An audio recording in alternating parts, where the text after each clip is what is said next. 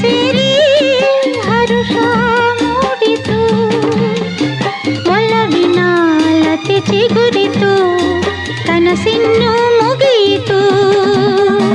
ಇನ್ನೆಂದು ನಿನ್ನನ್ನು ಚೆಲುವೆ ಬಿಡಲಾರೆನಾ. ಬಾಗಿಲಿಗೆ ಹೊಸಿಲಾಗಿ ತೋರಣದ ಹಸಿರಾಗಿ ಪೂಜಿಸುವ ಹೂವಾಗಿ ಇಂಪಾದ ಹಾಡಾಗಿ ಮನಸಾಗಿ ಕನಸಾಗಿ ಬಾಳೆಲ್ಲ ಬೆಳಗಾಗಿ ನಾ ಬರುವೆ.